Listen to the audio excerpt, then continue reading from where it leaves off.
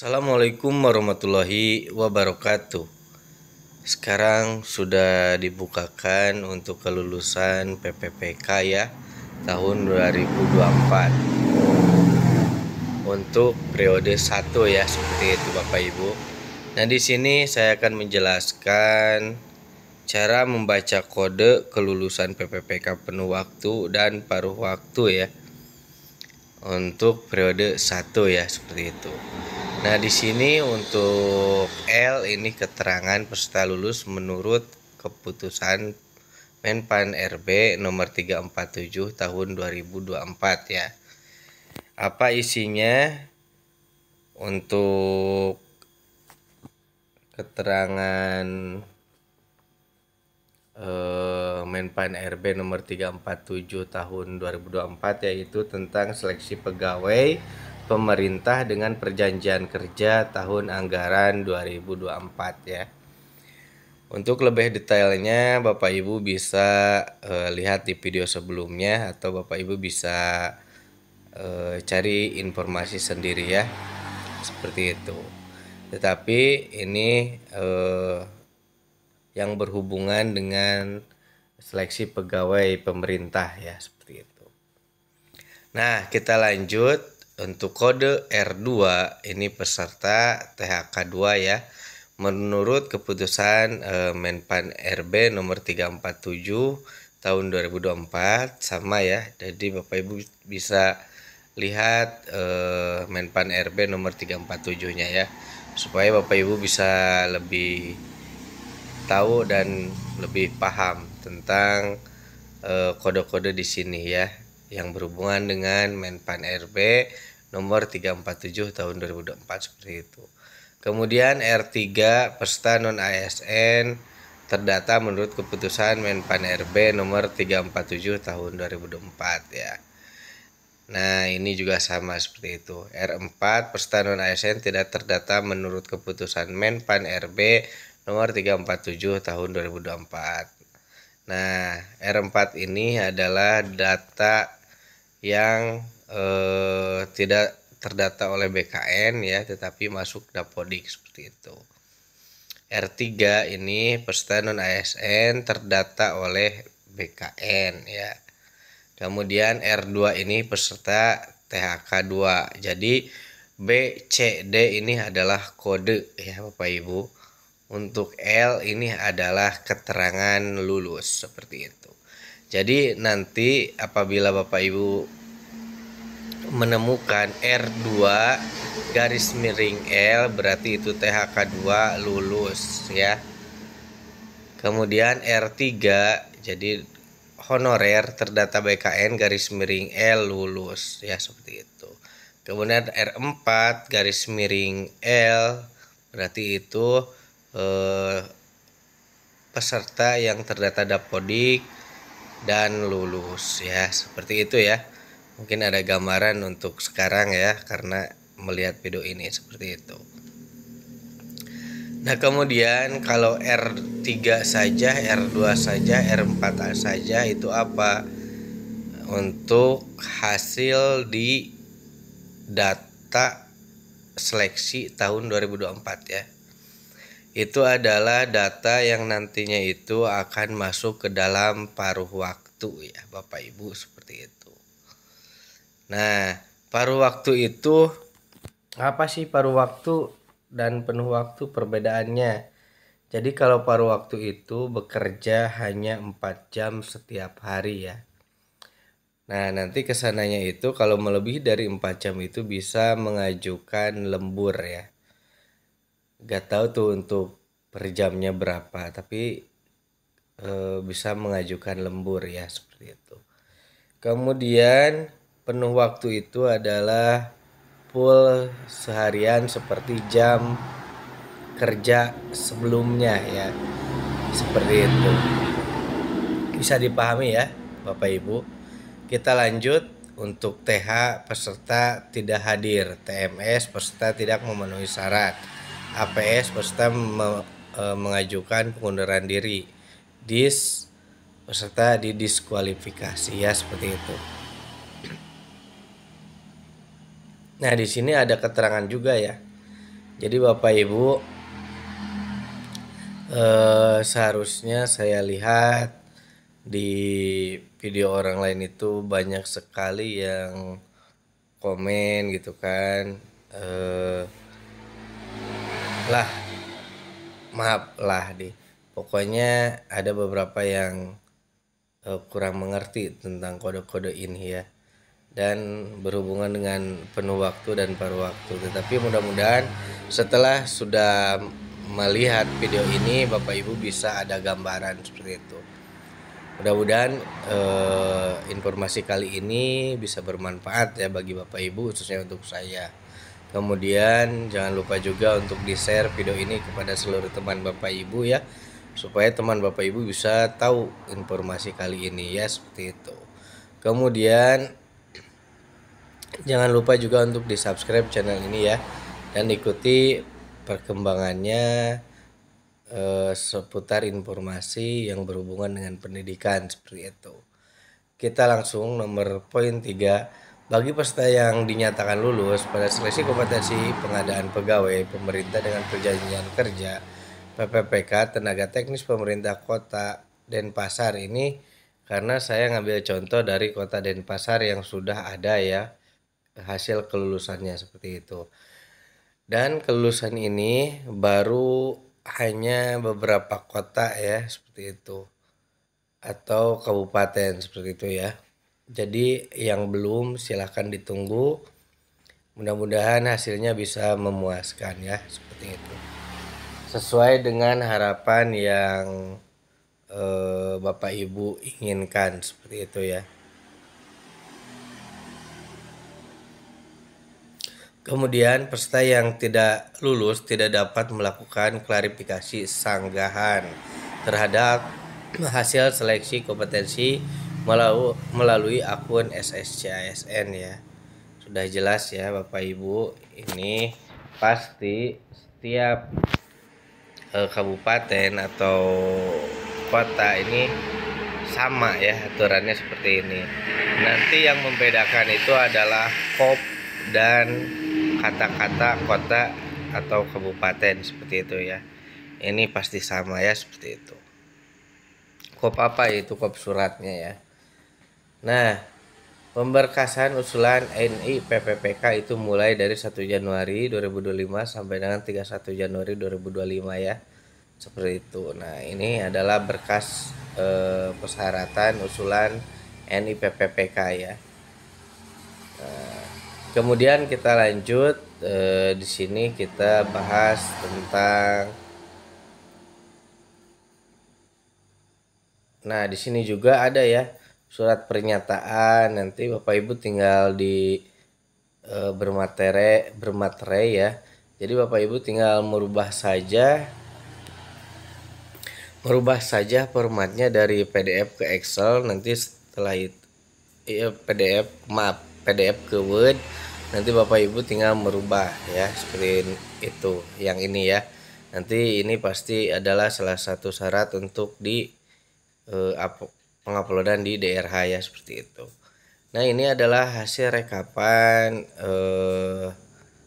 seleksi kompetensi pengadaan PPPK tenaga teknis di kota yang tadi sudah disebutkan ya, yaitu Kota Denpasar ya, seperti itu. Nah, di sini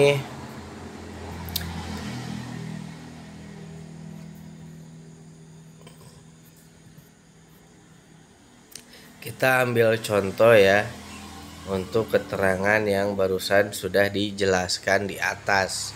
Maksud saya menampilkan hasil ini supaya Bapak Ibu tahu keterangan R3 kemudian R2 ya, seperti itu. Nah, kita lihat di sini.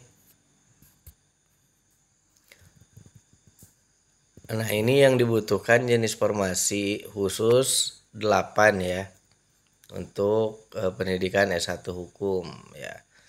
Nah, di sini berarti harus ada 8. Nah, kalau ada 8 predikat tertinggi itu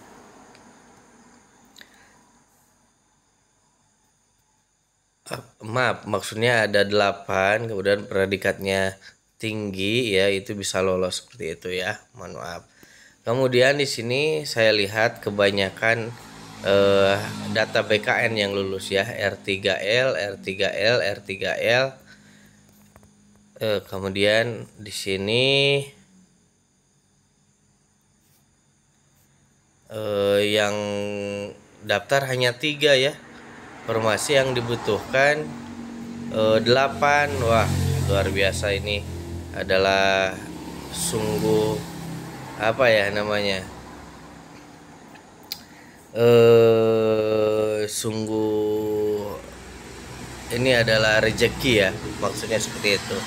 Ini adalah rezeki Bapak Ibu atas nama Dodik, Putu dan Pak Wayan ya. Nah, ini sangat rezeki sekali, yang meskipun nilainya kecil ya, ada yang kecil, yang ketiganya itu pasti lulus karena formasinya itu yang dibutuhkan 8 ya. Yang penting kan seperti yang dijelaskan oleh apa kementerian-kementerian dari BKN ya,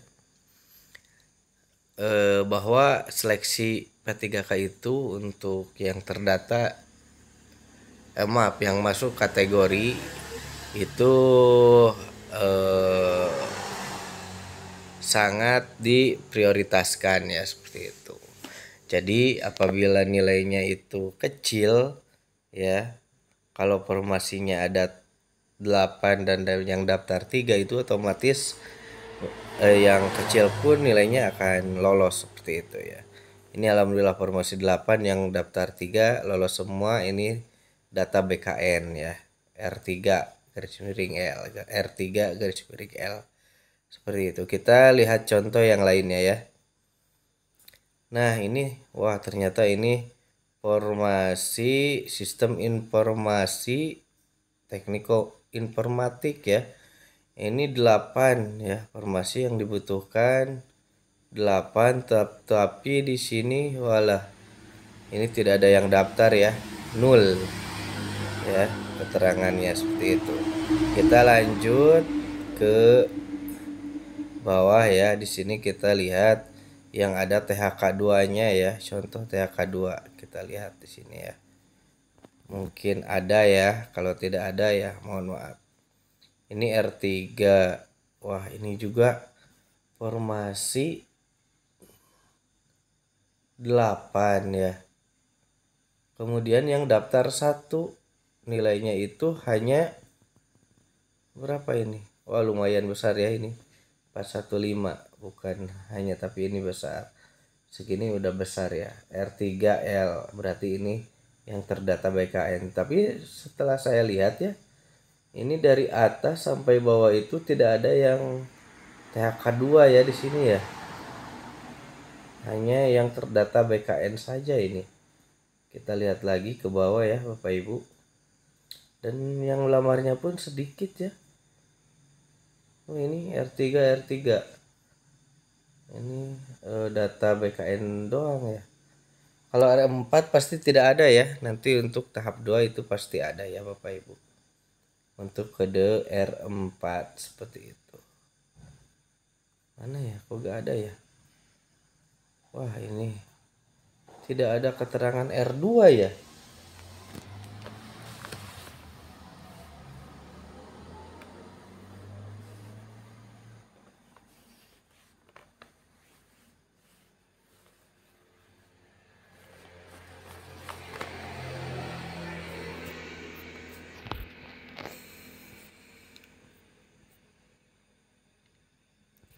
Oh iya, tidak ada Bapak Ibu, mungkin ada di bawah ini Kak. Nih, mana ya? Gak ada ini ya, R2. Jadi gini ya Bapak Ibu. Mungkin Bapak Ibu sudah melihat video sebelumnya sebelum Deli tampilkan video ini. Apabila nilai 400 untuk R3 ya, kemudian R2-nya nilainya hanya 300 di sini ya tercantumnya, berarti itu yang naik itu ke atas, contoh formasi yang dibutuhkan 1 ya. Yang naik ke atas itu adalah yang R2 ya per garis miring L seperti itu. Nah, yang bawahnya otomatis R3 saja seperti itu. Nah, kenapa keterangannya R3 itu nanti masuknya ke paruh waktu ya. Nah, itu ada di nomor B garis miring 5993 garis miring M titik SM titik 01 titik 00 garis miring 2024, yaitu tentang penganggaran gaji ASN. Di sana dijelaskan ya, itu terbit dari Menteri Pendayagunaan Aparatur Negara dan Reformasi Birokrasi Republik Indonesia ya Bapak Ibu. Jadi Bapak Ibu bisa dilihat langsung di nomor yang sudah disebutkan ya. Nanti ada keterangannya lebih detailnya di sana ya. Seperti itu. Saya tidak akan menyebutkan panjang lebar supaya pembicaraan saya takutnya ada yang apa ya? Ada yang kurang jelas lah ya, seperti itu. Jadi supaya jelas saya arahkan sekali lagi ke nomor B garis miring 5993 garis miring M titik SM titik 01 titik 00 garis miring 2024. Sekali lagi ini tentang hal penganggaran gaji ASN ya, seperti itu. Jadi yang kodenya R3 saja atau R4 saja nanti itu bisa diarahkan ke paruh waktu ya. Kenapa ke paruh waktu? Mungkin pemerintah belum siap untuk anggaran penuh waktu ya, seperti itu. Nah, sampai sini mungkin sudah pada paham ya, mudah-mudahan paham jelasan kali ini dan informasi ini bisa dimengerti oleh Bapak Ibu ya. Mohon maaf apabila ada kata-kata yang kurang enak didengar ataupun banyak diulang ya, seperti itu. Mudah-mudahan informasi ini sekali lagi bisa bermanfaat bagi Bapak Ibu, khususnya untuk saya ya. Wabillahi taufiq wal hidayah. Wassalamualaikum warahmatullahi wabarakatuh.